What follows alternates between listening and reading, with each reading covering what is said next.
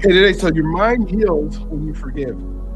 Your mind heals when you forgive. Of course, we're on day 216, and the verse for today is bear with each other and forgive one another. If any of you has a grievance against someone. The full verse is going to be the exact same thing. Colossians 3:13, bear with each other and forgive one another. If any of you have a grievance against someone, forgive as the Lord has forgiven you. And so the grounding today is, Father, give me the courage and the grace to forgive what I have been holding on to. You know, it's harder to be in a place where you're not forgiving than the person that you're trying to forgive. And sometimes we get mad because they just go on with their lives and things are gone. They said, I'm sorry. And then after you do that, you release that. You said, I'm sorry, please forgive me. Now, here's where this comes in. And I've heard several people over the years have come to me and said, I said I'm sorry, how come they won't forgive me? And one of the things is, if you were the person who did the wrong, or you're the person who made the mistake, and you're the person who asked for forgiveness, it is not up to you to decide how and when that person forgives you. You give that up and you say, God, take care of it. I'm sorry, I can't do anything about it. You know, and if you can ask. I mean, that's one of the things that I try to do when I ask for forgiveness. Please forgive me. What can I do to make it better? If they say nothing, then nothing is the word. Now you just have to be patient. But if you are the person who's holding the unforgiveness, it costs you. You know, unforgiveness is one of the most expensive things a human mind can carry. It does not punish the person who hurt you. We've kind of talked about that. It punishes you every time. Every time you replay the offense, rehearse the wound, or hold on tighter to the bitterness. You are not protecting yourself. You are poisoning yourself. It's like having a disease that's in your body that begins to slowly eat away at you because it gets bigger and bigger. It manifests, it grows. It then darkens. But if you've ever seen like a fungus or a mold on a piece of food in the refrigerator, and it starts out where it's just this little dots. You see those little dots of just, you can tell a mold, and then you don't throw it away for whatever reason, and then you come back the next day, and then it's gotten bigger. They gotten bigger and bigger. And the longer that you leave it alone, then it starts to smell and it starts to stink, and then it's not good. That's what non-forgiveness does for you in your body. It begins to eat away at you. It begins to harm you. It begins to make you dwell on it, then create additional anger when the person that had the offense against you has moved on. Forgiveness is not saying what happened was acceptable. It's not even saying that you need to forget it. It's not pretending the pain was not real, and it's not reconciliation with someone who is still unsafe. Forgiveness is the decision to release another person from the debt. You owe me. You wronged me, and so now you owe me, and you must pay that debt. How is it that you get to decide what that debt is or what that recompense? Unless they ask, they say, what can I do?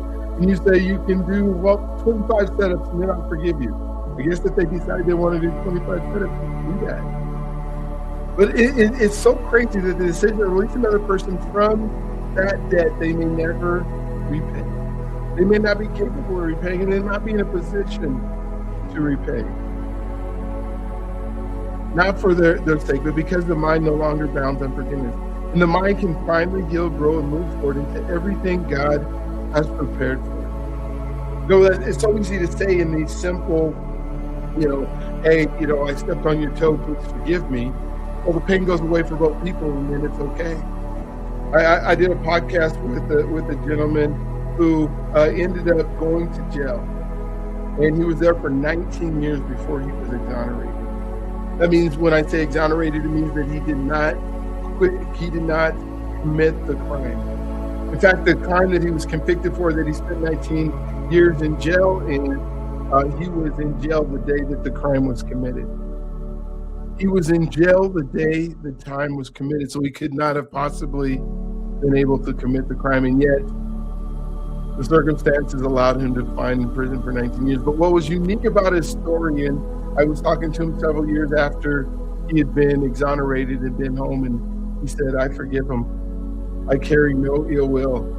To me, that's a big one. I don't know, when I think of myself, and I'm sure God would have to give me the power and the strength to be able to forgive in that situation, because 19 years of his life was taken away. And yet he can still forgive. And so I can't forgive someone who said something about me. I can't forgive. We had an incident here in the street not too long ago where a guy hit a guy and then he took off, and that's, absolutely wrong that he did. And then he ends up going down the street and ends up getting killed because he's chasing somebody because of the road rage. Instead of just forgiving and moving on and maybe having to get the car fixed, it was, no, I lost my life. Another example, a woman carries a deep wound from a betrayal that happened 7 years ago, it says in here. She moved cities, changed jobs, built new relationships, but the wound traveled with her everywhere she goes. It colors how she trusts, colors how she loves it. She leads, how she sees herself in a moment of honest prayer. She finally names it. I can't do this no more. I don't want to spend my time not being able to forgive, not just the hurt, but the unforgiveness underneath. She makes the decision to forgive, not because the person deserved it. I'm sure the person did not deserve it. And if the person is still doing wrong, then it's really hard to forgive, right? But she deserved to be free. Over the following week, something began to shift in her mind. The replaying slowed, the weights lift, the clarity started to return. Again, the wound doesn't disappear overnight, but the prison of unforgiveness finally opens, and the freedom that follows, she discovers a version of herself she had forgotten existed. 7 years she carried that, probably every single day for 7 years. 7 times 3 is over 2,000 days, almost 2,500 days that she carried that. I've carried unforgiveness. Now I can't remember times where I did it for very long. But when I did, it not even recognized as unforgiveness. I called it discernment. I called it wisdom. I called it a healthy distance. I'm keeping a healthy distance. I call them discernment because I want to make sure that they know what they did. You ever seen that? I got to make sure that when I look at them, I give them the stink eye.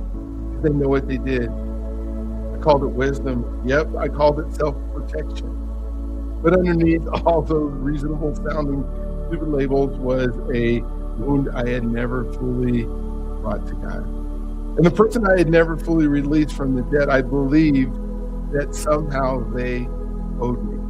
And the weight of that, the replaying and the rehearsing and the low-grade bitterness that I had learned to live with was costing me more than I could have ever calculated. I think of the lady who went 7 years. There's no way I could go 7 years and not forgive somebody and hold that and think about it every day. But some of you have, some of us have. And today I would just ask that you figure out a way to choose to forgive. I mean, to really forgive. Not just say the word, but release the debt. I don't need to talk to them anymore. I don't need to spend time with them. They don't need to be my best friend. But I also don't need to hold ill will. Something in my mind quieted that had been loud for a very long time. When you do that, when you forgive, there's just something that releases it and allows you to move forward. I did not do it because they deserved it. I did it because I deserve to be free. And because God forgave me of the debt infinitely greater than anything I was holding against anyone else. And when you think about it that way, God, went to the cross and died on the cross to help us be able to forgive us from the things that we would do. Here's what's happening in the scientific world when we need to break this down to science, right? Research and psychoneuroimmunology. You wrote that word. Who wrote that word? Psychoimmunology, right? The study of how psychology states affect the human system and overall health. How would say the human health and overall health. So the chronic unforgiveness produces sustained activation of stress response, elevated cortisol levels, increased inflammation, and suppressed immune function. Studies from Stanford University's Forgiveness Project show that the practice of forgiveness, why is that showing up in thing. The practice of increased inflammation, suppressed immune functions. The project shows the practice of forgiveness produces measurable reduction in stress, anger, and physical health symptoms. While significantly increasing feelings of hope, compassion, and self-efficiency, forgiveness does not free the spirit. It heals the brain. It heals the brain and the body in ways. So while significantly increasing feeling of hope, forgiveness, I just got to read that part again, right? Forgiveness produces measurable reduction in stress, measurable reduction in anger, measurable reduction in and physical health symptoms, while significantly increases feelings of hope, feelings of compassion, and self-efficiently. Forgiveness does not just free the spirit, it heals the brain and in the body in ways that are now scientifically measurable. God commanded forgiveness not just because it's spiritually right, but because he designed us to thrive in the freedom that it produces. So the heart connection, unforgiveness does not punish the person who hurt you. It imprisons the person you are becoming. Here's the invitation. Who are you? Who and what have you been carrying in unforgiveness? What has been costing your mind more than you have ever calculated? And today, just maybe identify one person or a situation you've been holding on to in unforgiveness. Write a forgiveness declaration, not a letter to them. No, they don't need that, but a statement to God, releasing that person from the debt you have been keeping them in. Speak it out loud. It does not have to feel complete. The first time forgiveness is often a process, but begin it today and begin to experience the healing that follows. So the short prayer today, Father, I choose to forgive, not because it feels easy or because the debt has been repaid, but because you forgave me of the debt I could never repay. Release me from the prison of unforgiveness and heal every part of my mind that bitterness has been occupying. I choose the freedom today. Amen. So the blessing here is, may forgiveness open the door to your mind today that unforgiveness has kept locked. And may the healing that follows exceed everything the wound had ever caused. So the questions for today, have you been holding in unforgiveness? What have you been holding? Who have you been holding in unforgiveness that has actually been imprisoning you more than them? What has unforgiveness been costing your mind, your peace, and your relationships? And what would your life look like if you were completely free from every wound that you have been carrying? We'll go ahead and put this in the chat for you so you'll be able to check it out in a little bit and be able to dwell on some of these. You can always access all of these at theroutine.live, and so all these are available to you. You can look at the whole thing instead of just finding the questions I put in the chat. You can actually go to the whole lesson. So how are we going to live this? A person who hurts you may never apologize.